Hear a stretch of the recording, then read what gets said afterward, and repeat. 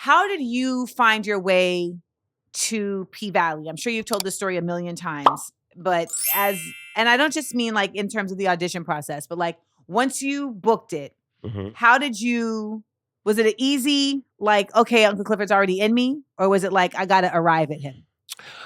Arrive at her. Oh. Because Uncle Clifford. Arrive at them? Her. She uses she, her pronouns. Why didn't I know that? Uncle Clifford is non-binary. How did I get to Uncle Clifford? That part. I mean, I say that because people are like, oh, when you play Tiffany on Insecure, like it's so opposite of you. Like, how did you like do it? You know? And I'm like, well, and then I just tell people like, you know, I had people that I like kind of mimicked her off of. And then over time, like she just became more natural. Like I can just be Tiffany like instantaneously, you know, whereas like, I think Uncle Clifford is a lot more layered.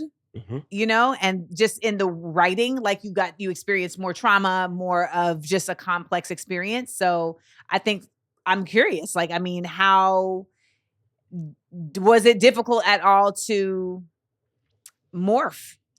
Yes. And then to stay in it? Yes, because usually like on set, I don't. Do not, are you method?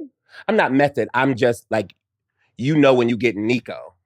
Like there's times when I have to correct people. And, or like when I say correct, like set them straight, like I'd be like, this is Nicco talking to you now. This is Nicco. Right. So don't get it up. Hear the bass. No, yeah, exactly. But like as Uncle Clifford in the character, I use my full range and other things. But I let people know, I'm not no character right now. Yeah. This is the man that's talking to you. Don't get twisted. Don't do that shit again. And let's move forward. There was an individual on Insecure who would call us by our character names. In real life? In real life. And it took literally having to ignore them for them to stop. Oh. Like, Tiffany. In a scene? In a theater. No. And, because and see, they I'm got not the crazy. picture. They got the picture, but what'd you just say? I'm not going crazy. I know who the I am. Yeah. Every character that you play as an artist, I think that you lend yourself to the craft.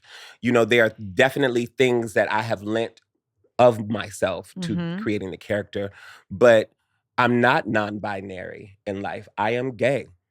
Right. And I also felt that I had the right as a gay man to be able to play and portray a member of my community that was a part of the LGBTQ+. Because if I did not, by that line of logic, I would never be able to play King Lear. And then I said, oh, actually I would, because my father was a prince, so I have a royal line. Welcome to the winter of our discontent. Do you understand what I'm saying? And I think that you have to be able to know yourself in a lot of ways, and as an artist, explore. So I went shopping. Like, real talk, like I would go shopping. I would go over to that TJ Maxx and Marshalls. It was over by the airport? Yes. Yes, I would go over there, and I went to specifically a lot of Black places. And I would shop at the department stores, like discount department stores, like the Marshalls, the Ross, TJ Maxx. And I would go into the women's department, and I would go and I would try on shoes, and I was starting at that point, I was really just looking for something that I would wear for the audition, or that because I was getting ready for the audition before the audition came. I was manifesting. Wait, really? Absolutely. Because I was in LA, I had come from New York, I did not have representation and all of those things. So when I got here in 2013 in LA, I was like, okay, God, we about to do a reset. Because I said I wanted more in my life. Okay. Yeah. I said I wanted more in my life. And so when I got out here, everybody was like, all right, you here, you gonna be da-da-da-da-da-da. And I was like, y'all lying. So I just hit the ground running. And because I had done the readings of the play, the workshop, the full production hadn't been done at the time. And so I was back in New York doing all that stuff. And I was like, you know what? I got this nugget. So let me work on that. So when I went shopping, I would see how people looked at me.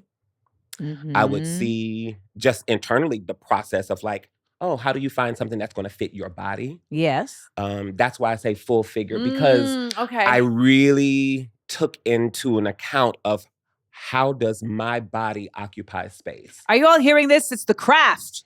It is, but this also is the craft. That real life of like, I don't get a lot of, and Nicco doesn't get a lot of scrutiny as maybe someone that may be thinner or more feminine in presentation because I'm big, because I'm solid, because I'm 6'. I guess.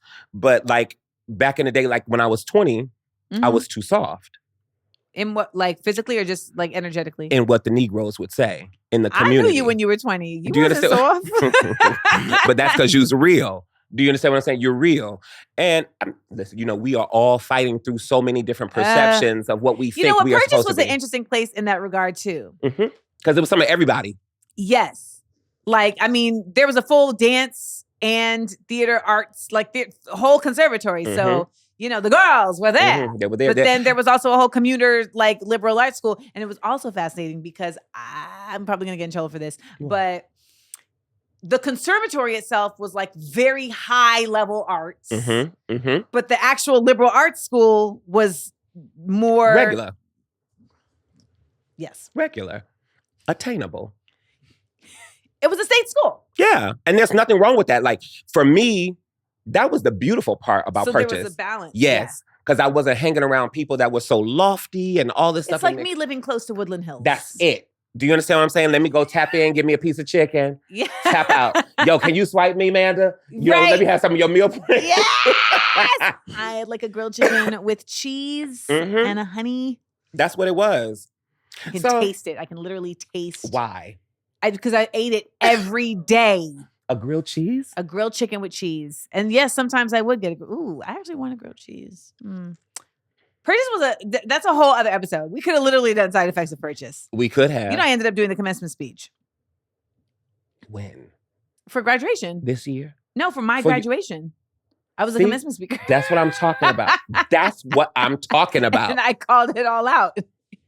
It's on YouTube. See, this is why I love that people, this is who you've always been. Oh, well, this is who you've always been. Correct. And when you know that, I think that when you do have a calling on your life and when you actually answer, there is a different response. We are going to head over to the Amandaverse with Nicco Annan. So if you want to join the SEAL Squad and get this little extra taste, then you know what to do. Go to theamandaverse.com. It's going to be worth it. But people eke about you all the time.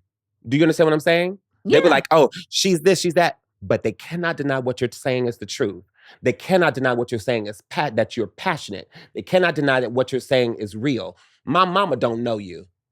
My mama don't know you. And you know what my mama said? She shouldn't have been on that show. They're real. She was like...